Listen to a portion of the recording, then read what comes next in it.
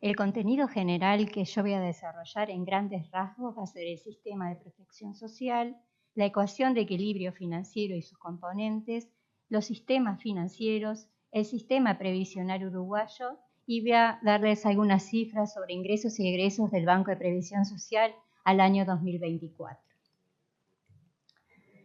Como sabemos todos, el financiamiento del sistema de protección social y seguridad social tiene una relevancia a nivel económico, social y político. Se pueden concebir de distintas formas los sistemas de protección. Pueden ser obligatorios, que están asociados al empleo, pueden ser universales, donde todos los residentes reciben prestaciones, de asistencia social, donde se brindan prestaciones y servicios a los más necesitados. Y también pueden ser de previsión privados, individuales o colectivos complementarios. Lo más importante es que independientemente de la forma que tomen, es esencial que cumplan con dos funciones principales.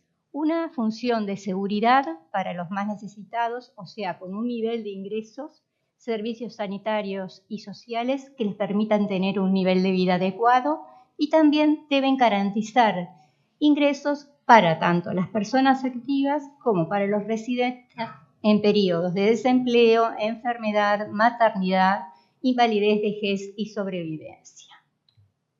Cuando hablamos de financiamiento, es importantísimo tener en cuenta la ecuación de equilibrio financiero. Esta ecuación es la que surge de igualar los ingresos y los egresos y pueden ser analizadas de distintas perspectivas. Desde una perspectiva histórica, o sea, analizamos en el pasado cómo se dio este equilibrio, desde una perspectiva futura, viendo a través de las proyecciones financieras actuariales cómo es el comportamiento y las tendencias que tienen estos ingresos y egresos.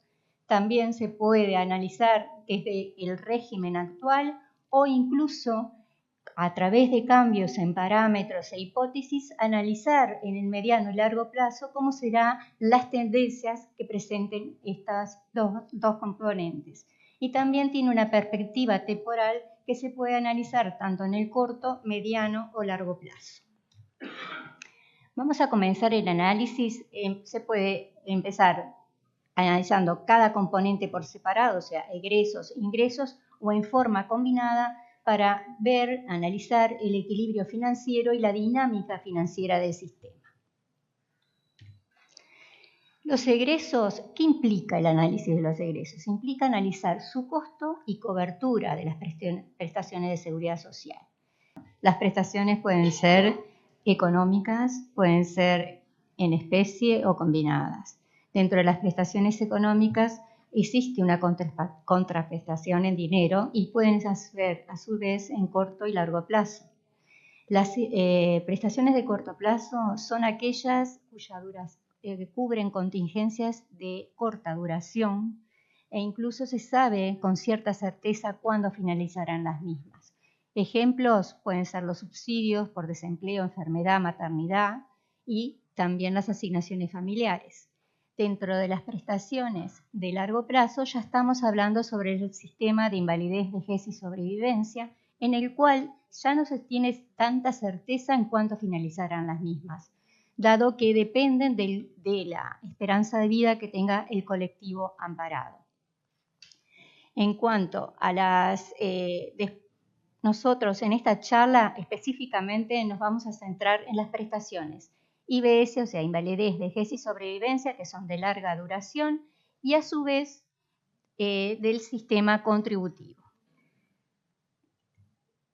¿Cuáles son las principales fuentes de financiamiento a nivel general, no solo de nuestro país? Son las cotizaciones realizadas por empleados y empleadores, y es una fuente de financiamiento más común en los regímenes contributivos y se asocian más que nada a los sistemas bismarckianos donde las prestaciones exactamente sustituían los ingresos. Después tenemos los impuestos afectados a la seguridad social y generales que están asociados a regímenes de protección universal para todos los residentes o a regímenes asistenciales donde existe una comprobación de ingresos.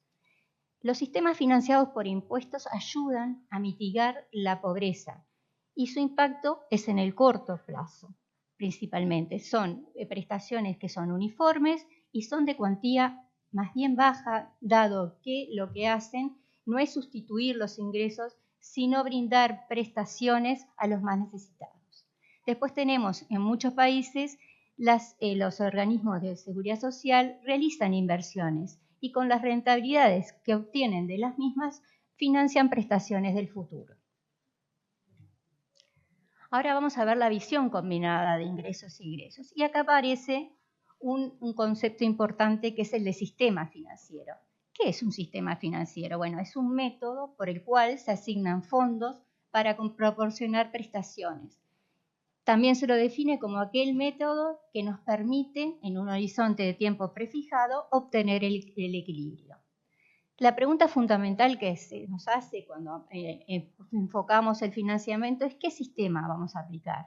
Y esto va a depender fundamentalmente del tipo de prestación que queramos financiar, de la cantidad de asegurados que tenga el sistema y tener presente fundamentalmente que las tasas de aportes deben ser estables y a su vez las cotizaciones no pueden ser onerosas ni para empleados ni para empleadores. Los sistemas básicos de financiación se clasifican de acuerdo a la longitud de los periodos de cobertura y los criterios para determinar la reserva final. Tenemos dos sistemas en forma pura, el de financiación colectiva, que fundamentalmente tiene hipótesis de duración ilimitada, y el de financiación individual. Y también muchas veces se combinan ambos sistemas de financiación, incluso para financiar un único régimen, el mismo régimen. ¿Cómo funciona la financiación colectiva? Que es fundamentalmente para los regímenes de largo plazo.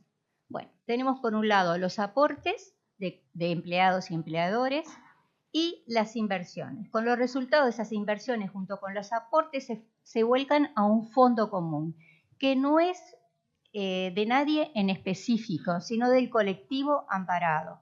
Con ese fondo se pagan las prestaciones correspondientes. Existen dos tipos de participantes en este tipo de regímenes y de financiación. Están los cotizantes por un lado y los beneficiarios de prestaciones. Lo más importante es que participan diferentes generaciones dentro de cada uno de estos participantes. Cuando los activos disminuyen, dado que se retiran, pasan a engrosar a los pasivos o beneficiarios de prestaciones. Estos pasivos van a cobrar por mucho más tiempo y van a estar incorporados también con beneficiarios de prestaciones que vienen de generaciones anteriores. Lo más importante es que con este fondo es fundamental tener transparencia, ¿no? ¿Qué cuota parte de cada recurso financia a qué prestaciones? Vamos a ampliar un poquito más la clasificación de los sistemas financieros según el horizonte donde se ubica el equilibrio financiero, que denominamos con la letra T.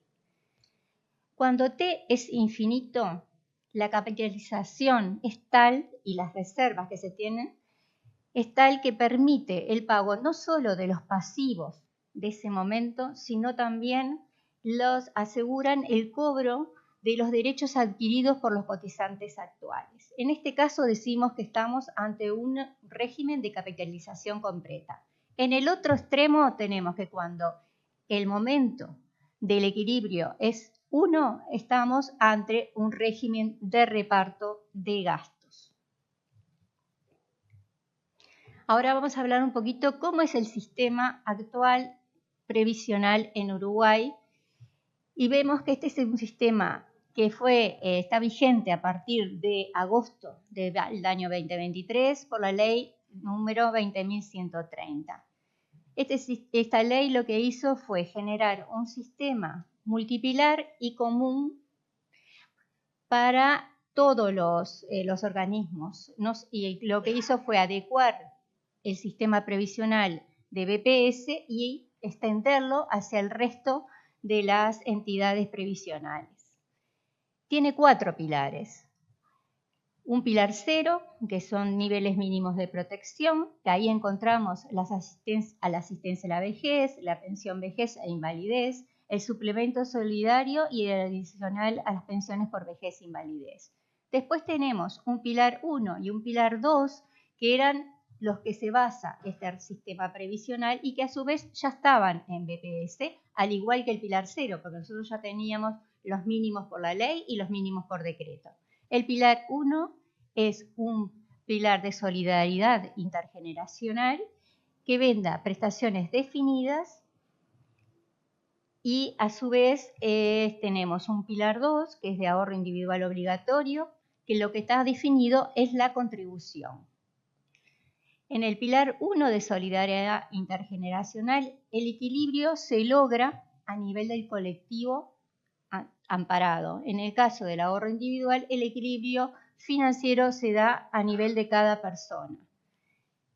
En el caso del pilar 1 de solidaridad intergeneracional, ¿cuáles son sus recursos? Bueno, los aportes de los empleados financian los pasivos en conjunto con los aportes patronales, los impuestos afectados, las compensaciones introducidas por la ley 20.130 y, si fuese necesario en caso de los subsistemas públicos, sería la asistencia financiera. En el caso del pilar 2, lo que decíamos hoy, es un régimen de contribución definida. Lo que está definida es la cuantía del aporte, no la cuantía de la prestación, porque esta va a depender del capital acumulado por la persona en su cuenta individual, o sea, sus aportes y las rentabilidades obtenidas a lo largo de su vida laboral. Y a su vez dependerá también de la edad que tenga la persona al retirarse y de las expectativas de vida. Un pilar 3, que es de regímenes voluntarios y complementarios, que es bajo modalidades de ahorro o seguro. Y ahí tenemos el ahorro voluntario individual, los depósitos convenidos, el plan de ahorro por consumo y los fondos complementarios de previsión social.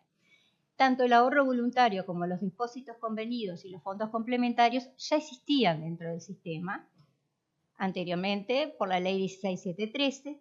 Lo que se introduce en la ley es el plan de ahorro por consumo, pero hasta el momento no ha sido instrumentado. Bueno, ahora vamos específicamente a BPS. ¿Cuáles son nuestros recursos? Bueno, tenemos los aportes patronales, los aportes personales, los impuestos afectados y la asistencia financiera. Dentro del régimen de reparto, que es el que administra BPS, queda el 100% del aporte patronal, la asistencia financiera y los impuestos afectados. Los aportes personales se distribuyen de la siguiente manera. Para la ley 16713, que rige para todos aquellos que ingresaron al mercado laboral antes del 30 de noviembre del año 2023, existe un régimen por niveles salariales. O sea, aquellas personas que estaban por debajo del nivel 1 de la ley no ingresaban al régimen de ahorro individual. Si tenían la posibilidad de hacerlo voluntariamente, se hacían la opción del artículo 8. En ese caso, el 50% de los aportes personales quedaban en BPS y el 50% restante iban a la FAP. En general, para todos aquellos que están por encima del nivel 1 de la ley, que son casi 91.000 pesos, los aportes que quedan en BPS corresponden hasta el nivel 1 y por encima de ese nivel 1 van a la FAP. ¿Qué hace la ley 20.130? Cambia, pasa de un régimen por nivel salarial a un régimen por alicuotas, que rige solamente para todos aquellos cotizantes que ingresen al mercado laboral a partir del 1 de diciembre del año 2023. ¿Cómo es la distribución? Bueno, en general, hasta la suma de 136.000 pesos, el 10% de la masa de esos importes va al régimen de reparto. El 5% restante va a la FAP. Por encima de ese importe y hasta 272.000 pesos, el 15% de los aportes personales queda en la FAP y por encima de los 272.000 pesos van al ahorro voluntario siempre que la persona esté de acuerdo y lo solicite. Lo más importante acá es que de esta manera las personas pueden ingresar al régimen de ahorro en forma más temprana, que antes la ley 1673 no lo permitía, lo que generaba que hubieran ahorros o acumulación en sus saldos de cuenta muy bajos y por eso las prestaciones fueron relativamente más bien bajas. A su vez, otra introducción que es muy importante es que con este sistema de distribución se expande el régimen de reparto. ¿Qué significa? Que los aportes que van a ir al régimen de reparto son mayores que con la ley 1673. Ahora vamos a ver un poquito nuestro financiamiento. Nuestro financiamiento es tripartito.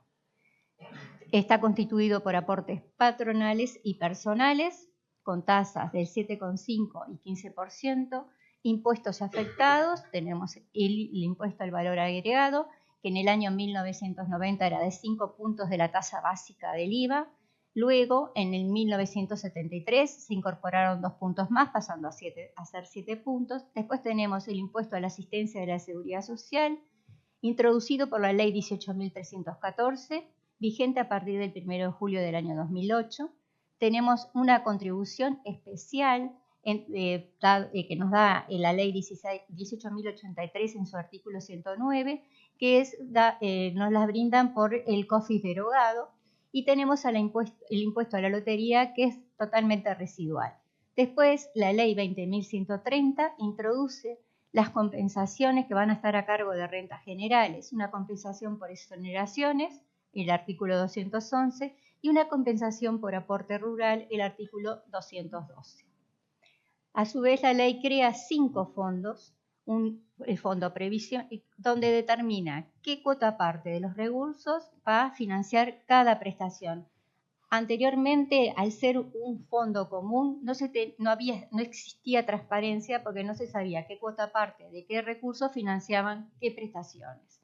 Ahora sí, a partir del año 2023, esto va a estar totalmente blanqueado. O sea, el fondo de previsional va a atender a todas las jubilaciones y pensiones del sistema contributivo y sus recursos van a ser las contribuciones, el IVA que quede luego de haber financiado los restantes fondos, como el fondo de niveles mínimos, el de prestaciones de activos y otras prestaciones, y el fideicomiso de la ley 19.590 de cincuentones y la asistencia financiera de ser necesaria.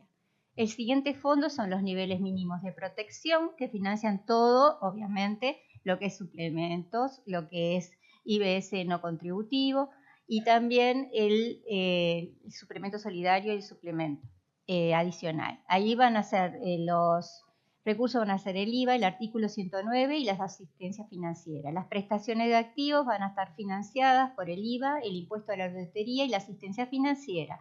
Después hay un cuarto fondo que es de otras prestaciones, que es totalmente residual, donde se va a financiar con asistencia financiera y se van a financiar otras prestaciones no incluidas en los fondos restantes. Después tenemos el fondo especiales, que tenemos el fondo de la industria de la construcción, el trabajo a domicilio, la garantía de créditos laborales y los fondos de terceros. Ahora vamos a hablar un poquito sobre la ecuación de equilibrio, en principio general, o sea, cuáles son las principales variables de esta ecuación de equilibrio financiera. Está la tasa de contribución de equilibrio, que es aquella tasa que aplicada sobre la masa salarial permite igualar ingresos y egresos anuales del sistema, o sea, la tasa que se debería aportar si el sistema se autofinanciara. Después tenemos una relación económica, que vamos a definir en unos minutos, y una relación demográfica. Esta es la ecuación, ¿no? Olvídense de las letras, vamos a los conceptos. Por un lado tenemos los ingresos, que está constituido por el sueldo promedio anual, por los cotizantes, eso forma la masa salarial, y una tasa de aporte que se aplica sobre lo mismo, y ahí obtenemos la recaudación. Por otro lado tenemos los egresos, que está constituido por las pasividades, por la cantidad de pasividades, por la pasividad promedio. En definitiva, haciendo cuentas, lo que logramos es que la tasa de aporte va a ser igual al cociente entre la relación económica y la relación demográfica. La relación económica es el cociente entre la pasividad promedio y el sueldo promedio, y por el otro lado, la relación demográfica, que es muy importante en los regímenes de reparto, está constituida por un cociente de cotizantes y pasivos. En BPS está la general. En BPS, ¿cómo? El BPS, a su vez, recauda los aportes que después distribuye la SAFAP. Dentro del primer componente, que son los ingresos, tenemos lo que vamos a transferir a la SAFAP. Por eso tenemos que considerarlo en el segundo componente, porque esa distribución la enviamos a la SAFAP, o sea, no va a ser ingreso de BPS. Y a su vez tenemos que tener en cuenta los gastos de financiamiento que tenemos dentro del organismo. Ahora, para hablar de cada una de estas relaciones y poder llegar al valor de la tasa de equilibrio, vamos a ver cada uno de los componentes de cada una de estas razones. En primer lugar, los puestos cotizantes. Estos puestos cotizantes en el año 2004 estaban en el torno a los 915.000 cotizantes. Se han incrementado y actualmente están en 1.540.000. Esta variación, si comparamos ambas puntas, o sea, 2024-2004, se incrementan en un 68%, equivalente a 625.000 cotizantes más. El denominador de este cociente son las prestaciones por vejez, invalidez y sobrevivencia. Acá tenemos como el sistema contributivo no solamente tiene egresos por jubilaciones, también tenemos los egresos por pensiones. Para poder medir esas pensiones, las transformamos mediante una formulita que está por ahí abajo en jubilaciones equivalentes. Entonces vemos que tanto las jubilaciones pagas como las jubilaciones equivalentes entre 2004 y 2008 se habían reducido, pasando de 366.000 a 357.000. A partir del año 2009 comienzan a crecer y permanecen creciendo durante todo el periodo debido a la flexibilización introducida por la ley 18.395, que como decía hoy, les comentaba el director Clavijo, estaba la flexibilización a través de la causalidad avanzada, el otorgamiento de que las mujeres pudieran justificar años de servicio a través de los hijos tenidos hasta 5, y también la disminución de los años de servicio necesarios para generar cumplir con el requisito de servicios de 35 a 30.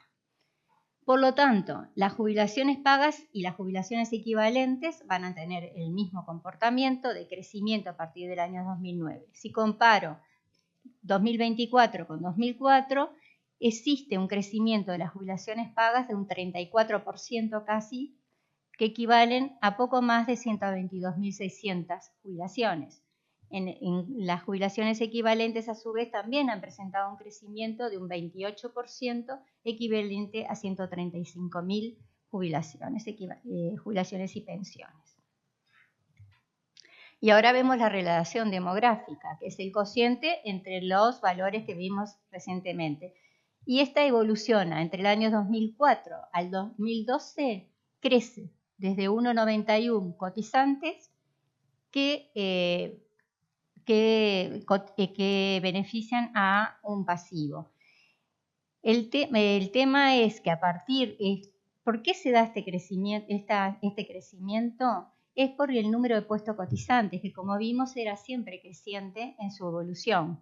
A partir del 2013 comienzan a disminuir levemente esta relación, y también es por la misma razón, empiezan a disminuir los puestos cotizantes, y a partir obviamente que el 2020 es uno de los más bajos debido a la pandemia, y después a partir del 2021 retoma su crecimiento dado el crecimiento de los cotizantes a posteriori de la pandemia. Es importante tener en cuenta que esta relación es una de las más afectadas por el envejecimiento demográfico. dado que al tener menos nacimientos vamos a tener menos población en edades activas y a su vez tenemos un crecimiento importante de las personas de 65 y más años, las cuales van a recibir beneficios jubilatorios o pensionarios. Por lo tanto, a 2024 tenemos 2,5 cotizantes que financian un pasivo. La otra relación que incide en la ecuación de equilibrio es la pasividad promedio y el sueldo promedio anual. Como vemos en la PPT, el sueldo promedio anual a 2024 está en el torno a los $10.400. Ojo, nadie gana $10.400. Esto es anual. Si esto yo lo divido en 12 meses, serían unos $870 más o menos y serían en promedio unos 30.000 pesos. ¿Tá? Este salario disminuye con respecto a 2004 en un 5%. ¿Por qué disminuye? Hay varios puntos a destacar.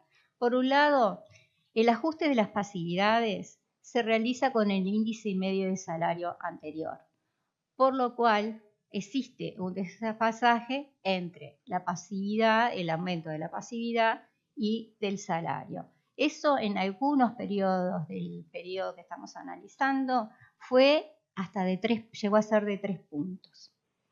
Después, también la flexibilización de la ley 18.395, que si bien, obviamente, es muy importante porque genera una mayor cobertura y mayores prestaciones, también las tasas de reemplazo son un poco más bajas. Por ejemplo, baja del 50 al 45%. También se incrementan las jubilaciones del régimen mixto. El sueldo afectado de EPS es menor con la ley 16.713, por lo tanto, la pasividad calculada también lo va a ser menor. También la incorporación de aquellos beneficiarios de jubilaciones de transición, pero por el régimen de la ley 19.590. Y también la disminución de todos aquellos beneficiarios de jubilaciones que fueron por el régimen de transición. Por otro lado, tenemos el sueldo promedio anual, que en 2024 totaliza $14.978, que si es mensual serían en torno a los 50.000 pesos, el sueldo promedio, y vemos que tiene un crecimiento con respecto a 2004 del 8%. Acá estamos considerando todo el sueldo afectado, no solamente el sueldo BPS, sino también el de AFAP. O sea, tomamos en cuenta todo lo aportado.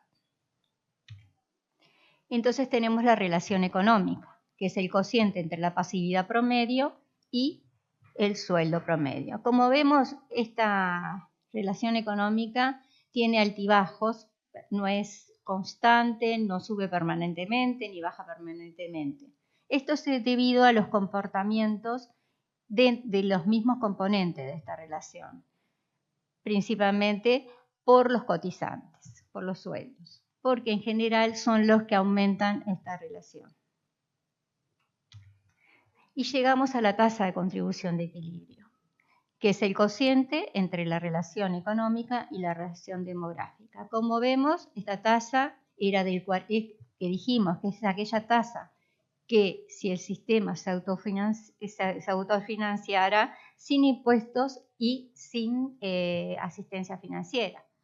En el año 2004 era de un 47%, disminuye hasta el año, va en continuo decrecimiento hasta el año 2004, que llega a ser del 31,7%. Esta disminución en la tasa de equilibrio es fundamentalmente por el aumento de los puestos cotizantes que hacen subir el salario.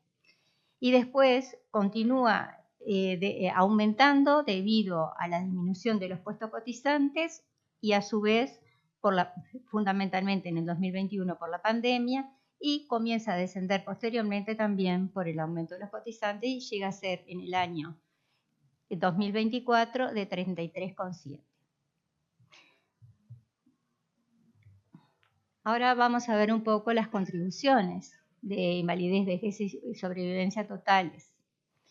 Como vemos, el aporte patronal está siempre en el entorno del 37%. Y el personal en el 2024 llega a ser del 63%. Hay que tener presente que acá lo que estamos considerando en el aporte personal son todos los aportes, no solo los que quedan en BPS, sino los de las AFAP.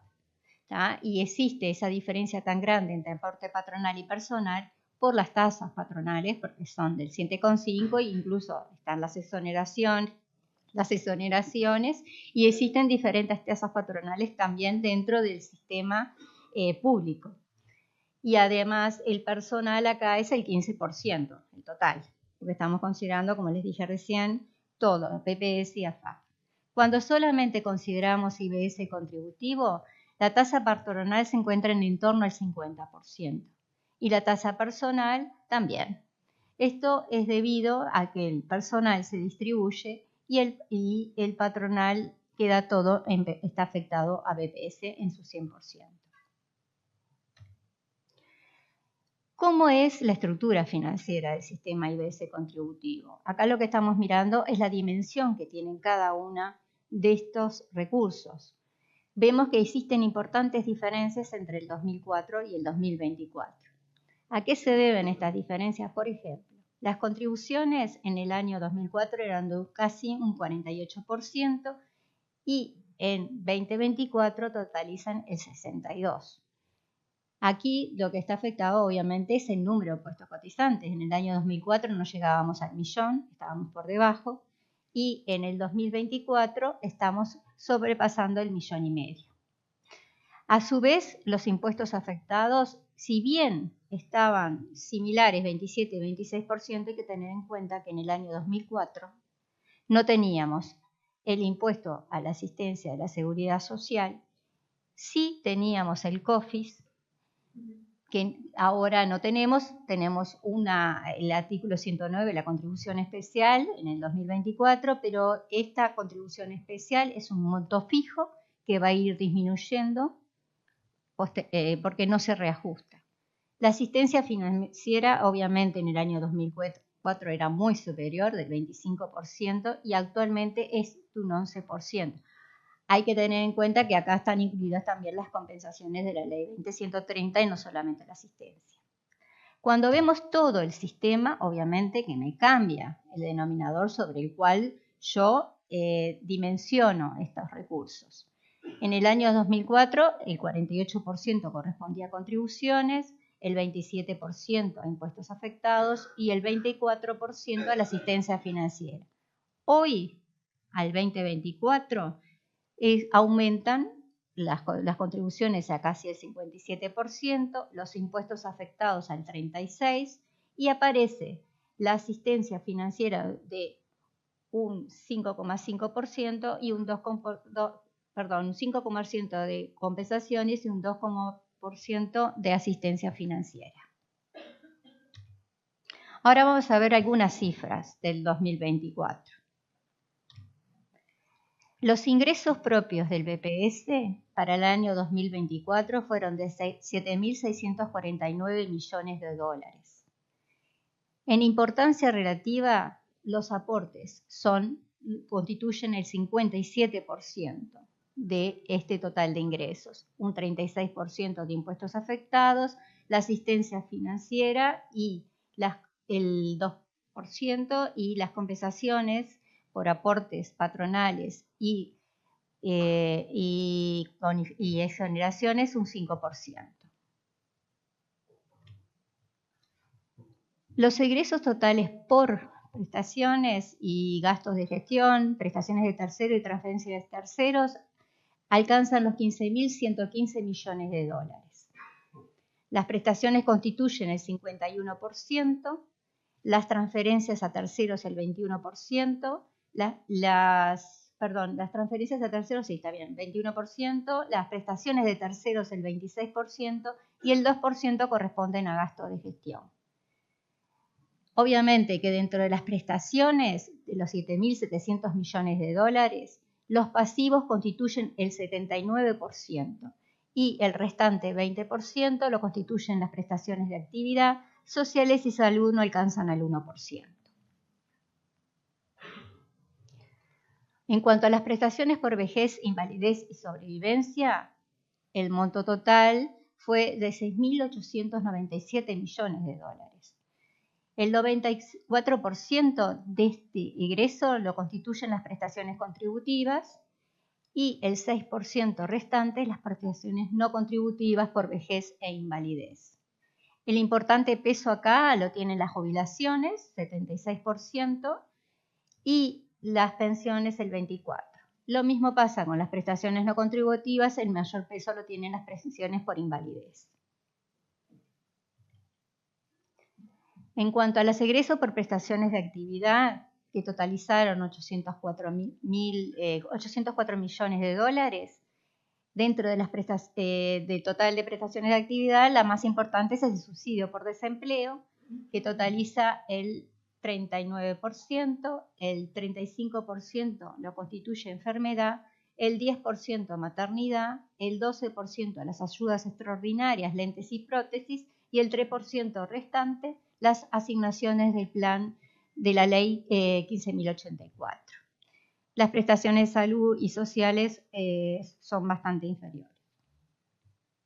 En cuanto a los gastos de gestión, que totalizaron en el año 2024 244 millones de dólares, los sueldos constituyen el 71% y las inversiones el 29%. Después están las prestaciones y transferencias de terceros. En estas prestaciones y en estas transferencias lo que hace BPS es o bien recauda y después paga, por ejemplo, paga las cápitas del SNIS, recauda los aportes correspondientes al FONASA y después le paga las cápitas a los prestadores de salud. Es el gasto más significativo, 2.951 millones de dólares. Después tenemos las rentas del Banco Seguro del Estado, 344 millones de dólares, las que van en aumento dado que el régimen mixto, al pasar con la madurez del sistema, se van incorporando cada vez más rentas. Después están las asignaciones familiares del Plan de Equidad. Las transferencias de terceros son aquellos recursos que el banco recauda y que después transfiere. Tenemos las administradoras de fondos previsionales, es lo más importante, 1.567 millones de dólares, y el IRPF que se transfiere a la DGI, 1.441 millones de dólares. ¿Qué vamos a recordar y qué es lo más importante?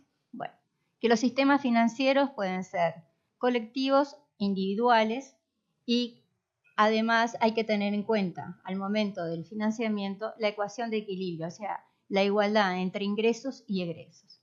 Que Uruguay tiene un régimen multipilar con mínimos de protección, un régimen de reparto solidario, un régimen de ahorro individual obligatorio y un régimen de ahorro voluntario.